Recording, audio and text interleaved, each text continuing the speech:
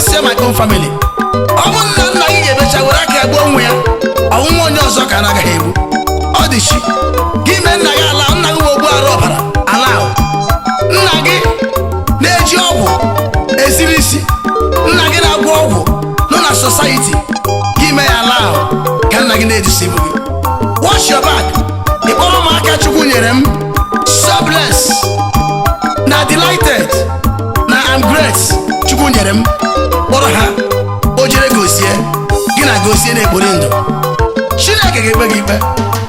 Ụmụnna unu chere m. Ana m abịa maka ọtụtụ okwu dị m n'ọnụ. Aganụ. Ihe gosi okeke mere mụ na n'ụwa, ihe gosi emere. Ihe gosi okeke mere okweghị m. O juru m anya. Ihe gosi okeke mere mụ na n'ụwa, ihe gosi emere. Ụmụnne m. Ihe gosi okeke mere ọ na-agba mmanya mmiri. Ọkwa ofu nna gị a bụ Hope Nwajere gara na Cross River ebe a na-akpọ Eche gaa gwọọ ọbara nne ya ọgwụ ka ọbara nne ya nwụọ. Ọ dị chi nga nna gị megidere gbuo nwanne ya nwoke ya nwụọ elie ya. Ọ bụ onye nwụchitere nna gị ọnwụ? Onye nwụrụ taa bụ onye ọ ga-anwụ echi. Mana ihe na-eme ka unu mara bụ bụrụ n'obi na ụgwọ ọla onye ọbụla nọ na-echere ya. Ọ dị chi ọ gịnị ka m mere gị iji kpachapụ anya lechaa anya kpọrọ ụmụ m o jere gozie okeke. Gozie, where is my wife? I need my wife back. Ọkwa mmadụ nwee ezinụ na gọta sụgharịgide gwuide mmiri na gọta emechakwa onye nwekwa ezi eje kpọrọkwa ezi esacha ya ahụ kpọrọkwa ya laghachi n'ụlọ. Gozie okeke, gozie okeke. Chukwu ga-ekpe gị ikpe. Ọ dị chi mma ịmasị ụlọ vet na my wife.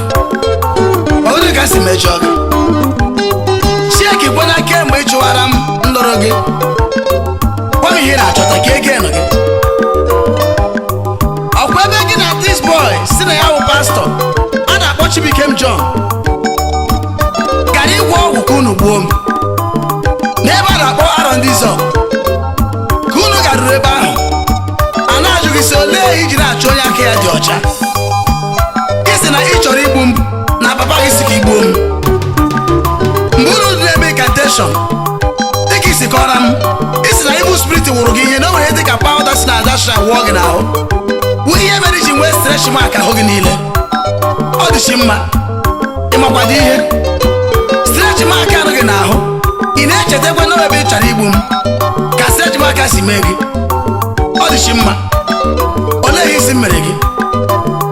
Ị chetara mgbe ị tinyere m poison na ndị m ga-eri mbata program i butere m nri ka m rie nri mgba gị si bịa ka mụ na gị so rie nri ịjụ na ị gaghị eri nri ahụ. Mfe ọsọ gị ka ị bịa ka mụ na gị so rie nri ahụ ịjụ mgbere iwe were nri ahụ gafọ n'ezi. N'otu abalị ahụ ka nkịta ri nri ahụ bifo chi na-efona nkịta ha nwụọ. Ọ dị chi mma ihe niile ndị a mechara mana onwe ihe m mere gị. Anaghịdecha m ihe ndị a niile. Ihe niile a iri mechara m ediri m ha. Onwe ike mere gị ihe ọjọọ. I chetara mgbe m nwere crusade n'Owerri anyị ga-alọji ya n'ugbo mmiri na hotel a na-akpọ Shedib Hotel ka anyị si ebe na-aga program ma mụnwa ma gụwa ma ụmụaka m chefuo njere kansụl ka m gapụ ndị mmadụ nke a nnabatazi mfụ gị na pastọ ndị Assemblies of God. Pastọ na-akpọ Evangelist Ume to God. Pastọ ndị Assemblies of God Church nke nọ na nọmba 5 bus stop Aba Owerri Road Naze. Ebe gịnị ya gba ọtọ na-akwa iko na the same room mụ na gị lọjiri na Shedib Hotel.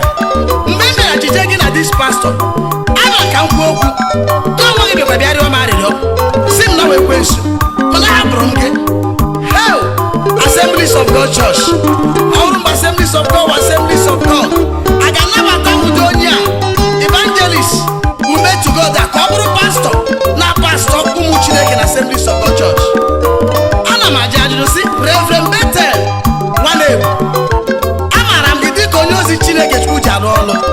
Ị nụkwadị ya ihe a na-eme na Assemblies of God Church. Daddy AU Amadi onye isi na-elekọta Owerri district. Ana m ajụ sị Daddy mụkwado anya ihe ndị a na-eme.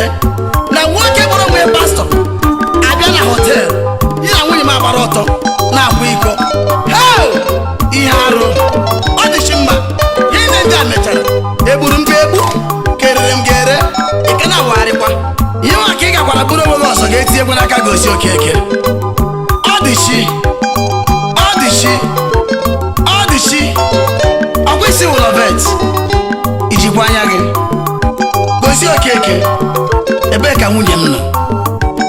Gozie, ọ bụrụ na ị chọọ ikpe ekpere na ị ga-akpọrọ nwunye, ị chọrọ ịlụkọta ya na Njideka, Gozie ngwa hapụrụ m ụmụ m, hapụ ụmụ ụmụ m lọta ebe ikpe ekpere na ị ga-alọdịchi ma na-alụ Njideka. Gozie Okeke, ochonyụkwa gị anya. Ọ dịchi ka ezi gị isi si na be m pụọ. Ndị mmadụ na-ekwu na a na-ahụ gị ebe m na-eme ekpere na-aga edisivu ndị mmadụ n'ime ihe ọjọọ anyị nọ n'elu ya. Gị si na-eme ekpere, i were aha Chineke na-eme ihe efu na ị na-ebu amụma.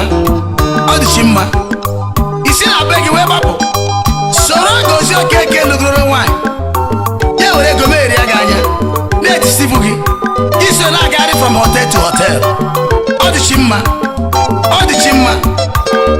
Ị kpọrọ ụmụazị Chukwu nyere mụ na gị abụọ na-agagharị from hotel to hotel. Onye maghị na abomination n'iru Chineke. Akwa Baịbụl kwuru okwu sị na nwoke ga-ahapụ nne hapụ nne, nwaanyị hapụ nne hapụ nne hapụ onye ọbụla ya na di ya nọkọ ha bụrụ ofu.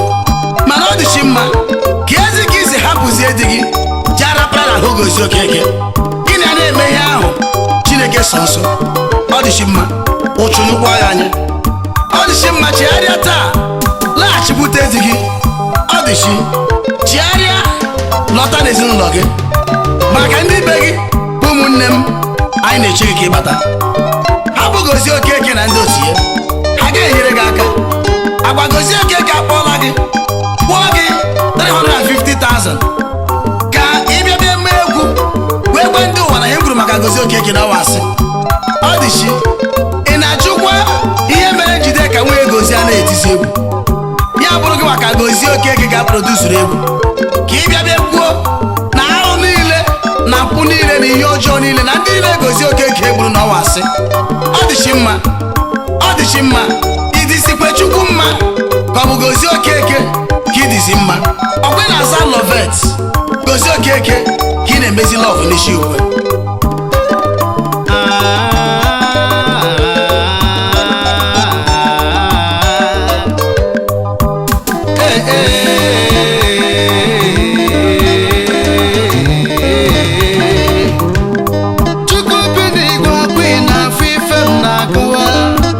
Gozie megarụ n'ụwa, ndị o gburu egbu ma ndị ọ bụrụ ara, ndị ọ nara akara aka vakalịlị akali. Ara na-azụ nwa, God of intervention bekene, oge nwere onwe erugono. Kedu ka mmadụ ga-esi fụcha nwunye nwoke ibe ya ọ masịba ya n'ụwa?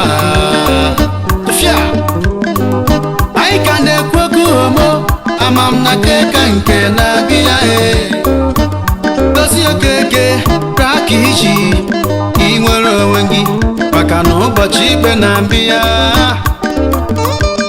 Ife Gozie emelụ n'enu ụwa, ife Gozie emelụ, ife Gozie emelụ o kweghị m odidi n'obi.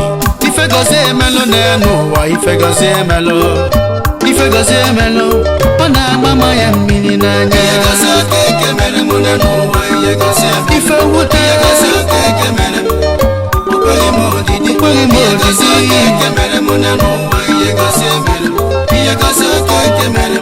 Ọ na-agba m ya mmiri. Ife Gozie emelụ ọ dị mma ọkịka. Okweghị m odidi,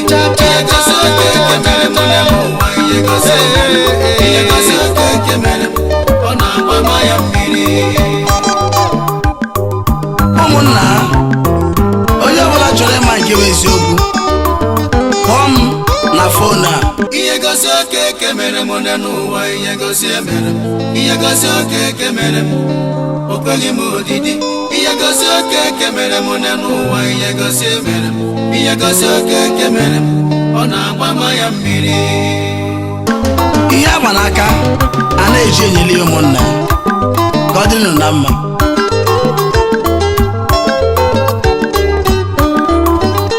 Ihe Gozie Okeke mere m n'ụwa, ihe Gozie mere m, ihe Gozie Okeke mere m o kweghị m odidi. Ihe Gozie Okeke mere m n'ụwa, ihe Gozie mere m, ihe Gozie Okeke mere m ọ na-agba m ya mmiri.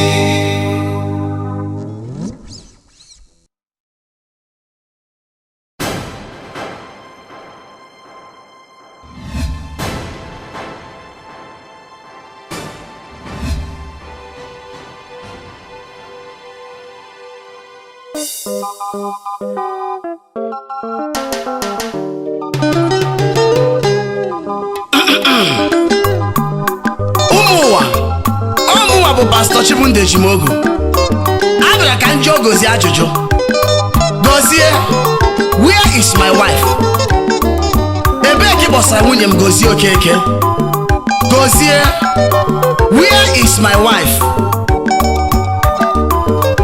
Ihe Gozie Okeke mere mụ na n'ụwa, ihe Gozie mere, ihe Gozie Okeke mere m, o kweghị m odidi. Ihe Gozie Okeke mere mụ na n'ụwa, ihe Gozie mere, ihe Gozie Okeke mere m, ọ na-agba ya mmiri. Ụmụnna, unu ga-asị ka ezi ike m na-ajụ Gozie, where is my wife? Gozie fọrọ ntutu ya taa na ọ gaghị adịrata ndụ n'ụwa fụ ka ezinụlọ m gara n'iru. Gozie sikwara ọnwụ na-eme ihe niile ọ ga-eme ịhụ na o wepụrụ ndụ m, maka na m kwuru ihe niile ka ọ na-eme.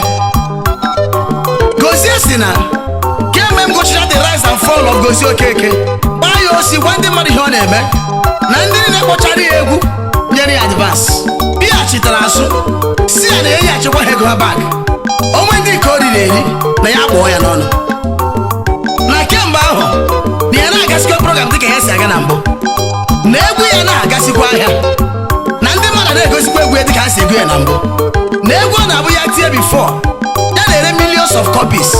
Mana ugbu a ya edichazi egwu, ndị mmadụ adịzikwa winning ka ego egwu ya.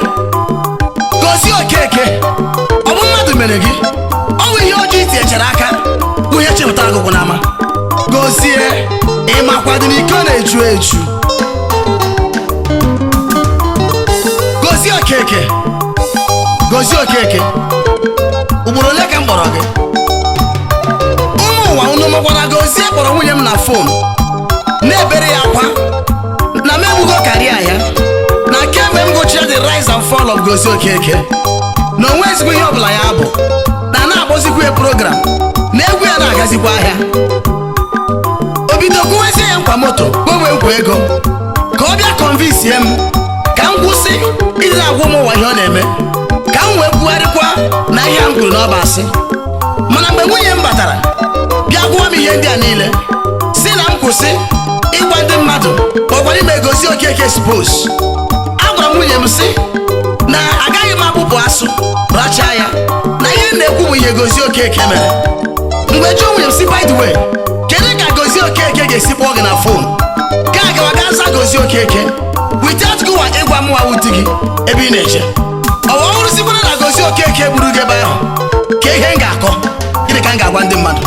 Nwunye m wee sị na Gozie kpọrọ ya na ya bịa ka ya kọrọ otu ihe niile si wee mee, na otu a m si wee kwu ihe ahụ ma ọ bụghị otu ọ dị, na echiche egbukwelu ya na ya na-aga ịnwụ. Nwunye m wee sị na ya meteozieri ebere, maka na ọ mara bụ na ọ gwa m na m agaghị ekwe ka ọ gaza Gozie Okeke. Ụmụ nwaanyị n'obi ọma, ị hụrụ anya obi ebere gị ka ọ sọrọ gị?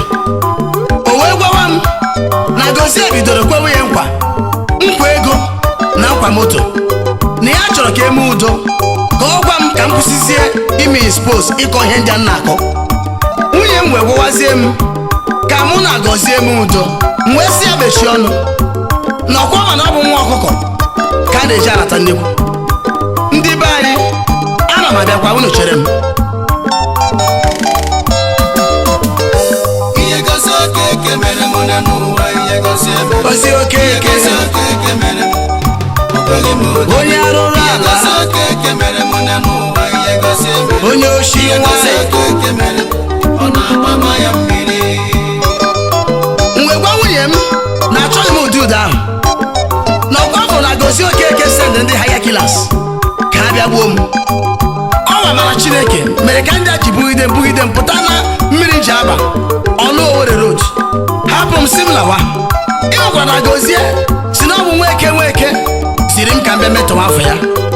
Gozie ji m tie egwu na-ajụ m si kedu afa chọọchị m, na afa chọọchị m ọ bụ gịnị, na m bụ onye amụma ụgha. Gị nwa na-agwa ka m bịakwa ka mụ na Gozie dozie. Olee ụdị ndozi dị ihe ahụ ịchọ ka mụ na ya dozie? Ụmụ ụwa, ka m were ohere agwa unu aha chọọchị m. Aha chọọchị m bụ Divine Life Assembly Divine Life Assembly. Gọzie ebe ị na-ajụ aha chọọchị m, onye ọba aha chọọchị m, ebe ị na-amaghịzi ebe ịbịara bụ eti egwu osu. Ụmụ ụwa egwucha m ihe ahụ, nwunye m wee gbanwee. Ka m gaziri crusade bata, nwunye m agbakọrọzie ngwongwo niile nọ n'ụlọ. Ọ kwuru Gọzie Okeke. Ya mere ji na-ajụ Gọzie sị, ebee ka o dewere nwunye m? Gọzie Okeke, where is my wife? Ana m achọ nwunye m achọ. Gọzie, ebee ka ị kpọsara nwunye m? Ebee ka ị retiri ụlọ ọgwụ? Gọzie, moto ọgwụ, ego ole ka ị goro ya? Ebee ka nwunye m nọ? Gọzie Okeke, ị na-emezi ụgbọ ị na-akpọrọ nwunye m na-ekurusu around the town, na-aga everywhere. Gọzie Okeke, ị na-amụrụ ya moto ọ bụ esi ị ga-egoro ya? Nwunye mmadụ Gọzie Okeke, ọ bụ ịchọzi ịlụ Njideka, ya bụrụ nwunye Pastọ Chibundụ ka ị ga-akpọ na-aga everywhere? Gọzie Okeke, elee ebe nwunye m nọ? Where is my wife? Onye egwu ụka, gospel artist. Ihe Gọzie Okeke mere mụ na n'ụwa, ihe Gọzie mere. Gọzie, Ihe Gọzie Okeke mere mụ. gospel artist. Ihe Gọzie Okeke mere mụ na n'ụwa, ihe Gọzie mere. Gọzie Ihe Gọzie Okeke, Okeke mere mụ. Ọ na-agba ya kedu mmiri. nwunye m? Ihe Gọzie Okeke mere mụ na n'ụwa, ihe Gọzie mere. Gọzie Ihe Okeke, Gọzie Okeke mere mụ. O kweghị m ụdị. homo, Ihe Gọzie Okeke mere mụ na Master n'ụwa, homo. ihe Gọzie mere. Ihe Gọzie Okeke mere. onye arụrụ ala. Agba ya mmiri. Gọzie Okeke jere gozie obi ụmụnne nwunye m na ndị ọgọ m. Ha timuzie together, bido na fight m. Ya kpọrọzie nwanne nwunye m ka a na-akpọ Justice, nke si na ya bụ pastọ ji Baịbụl na-egwu ndị mmadụ wayo. Ya na ya na-eme homo, nye na-alụzi Justice otu o si alụ Njideka, na-akpọpụ ya ike every day every night. Ụmụnne nwunye m na nwunye m na-agarizi with Gọzie Okeke everywhere. Gọzie Okeke, where is my wife?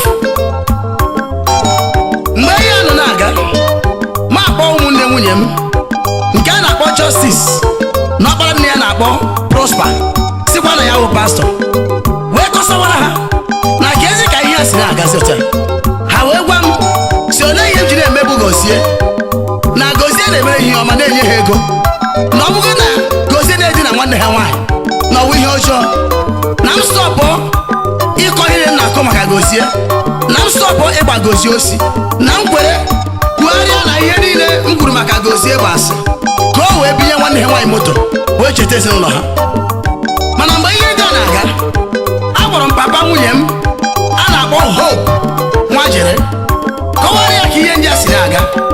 Mana nna nwunye m wee gwa m sị m na m kwugharịa ihe ahụ, ebe ọ bụ na Gọzie Okeke ekwere ha nkwa na ọ ga-eme ihe moto nye ha ego. Mgbe a ka m ji marazie na mmiri abala n'obi gbọgụrụ. Mana mgbe ihe ndị a na-eme, ndị be nwunye m na nwunye m wee chọpụta na m ekwenyeghị n'ihe a na-ekwu. Ha were plan nwaziere m with Gọzie Okeke otu a ga-esi gbuo m. O ruru ofu ụbọchị, anọ m na be m n'Ọlụ, nwanne nwunye m bụ Prosper na Justice na Melody na Marvelous. Ha wee bịa na be m na-akwụ aka na ha chọrọ ịfụ m. Oge m pụtara, ọ bụ ụzie na ha kpọ bad boys bịa na be m. Ndị mmadụ ejule na be m, ndị ebido mere m attack, na-etizi mkpu na gịnị mere m chọghị ka m Gọzie dozie. Ụmụnna m amaghị m na ọ bụ Gọzie Okeke ziri ha. Ọ si mgbe ihe na-aga ka ụmụnne nwunye m kpọsiri nwunye m na fon. Nwunye m wee kpọọ Gọzie Okeke na ọbịa ọ na ya dị m na mụrụ ụmụnne ya na ebe ahụ na ya gbara ọsọ bịaba. Mgbe a na-emezi ihe a, ndị polisi wee pụtazie kpọrọ m jee n'Ọlụ police station.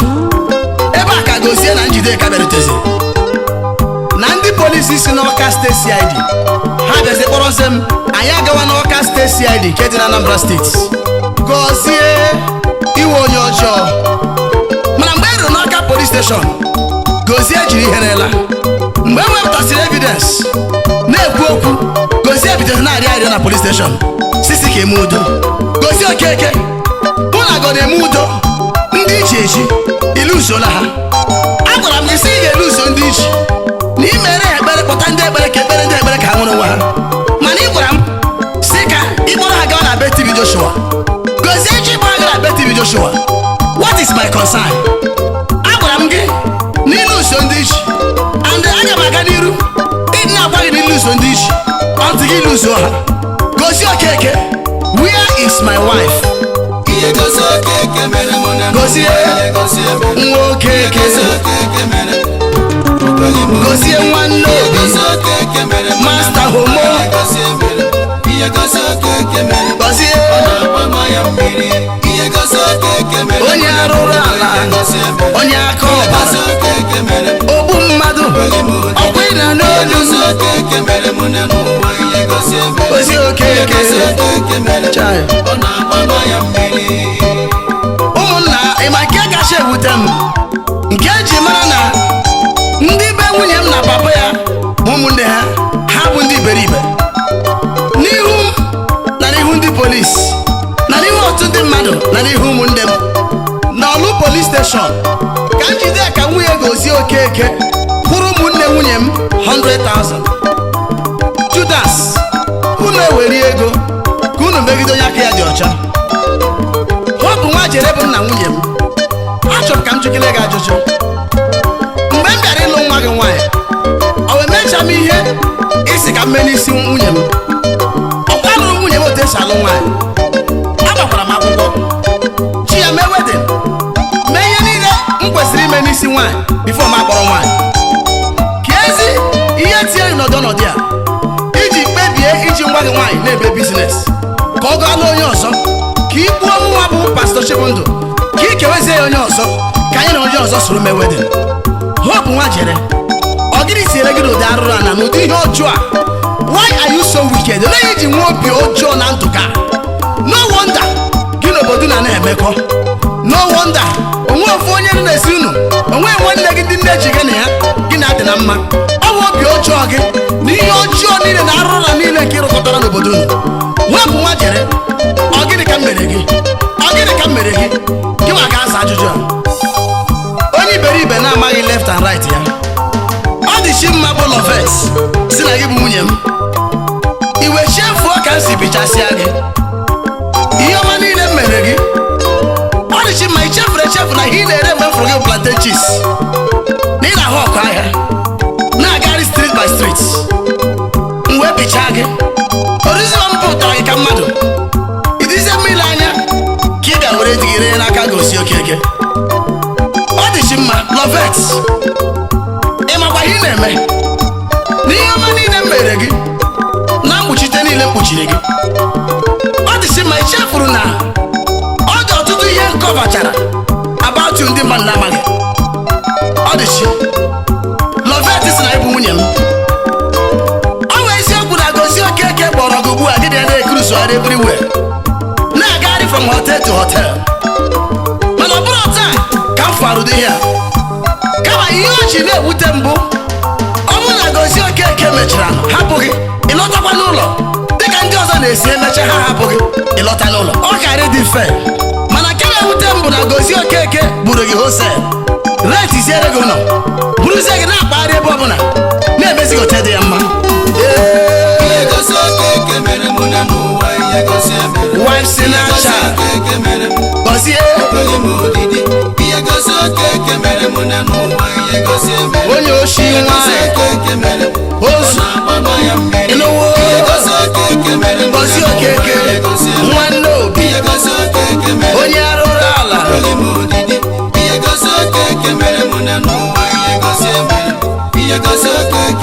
Gozie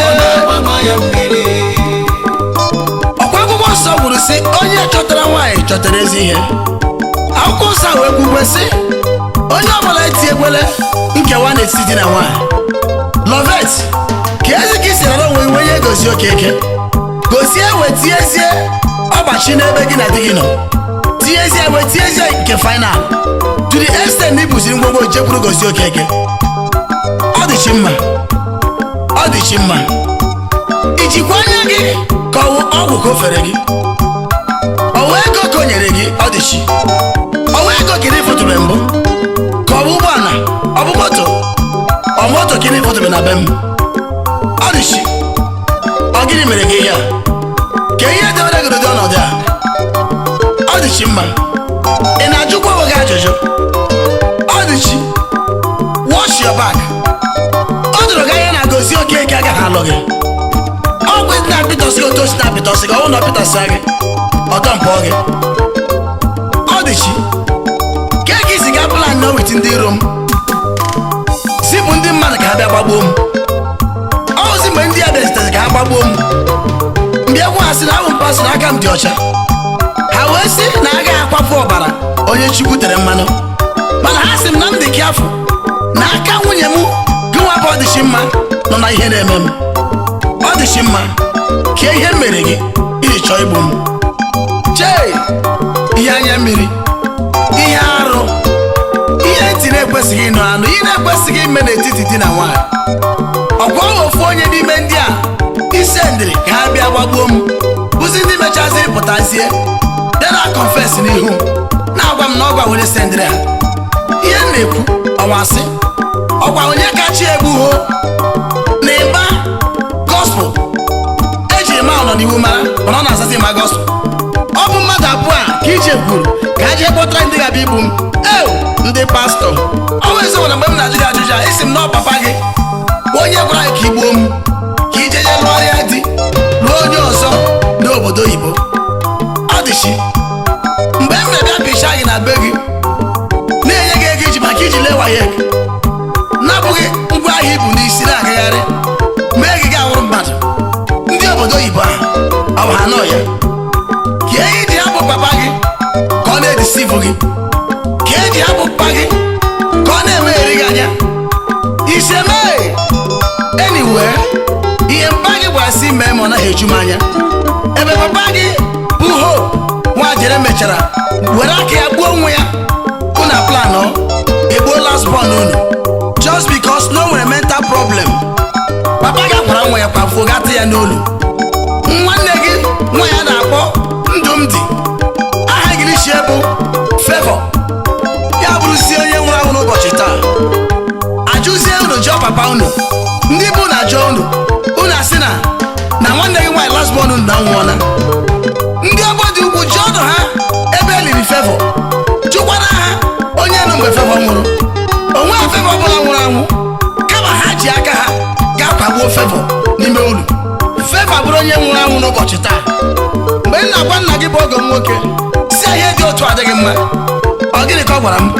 Ọkwa ọ sị na gbasara m.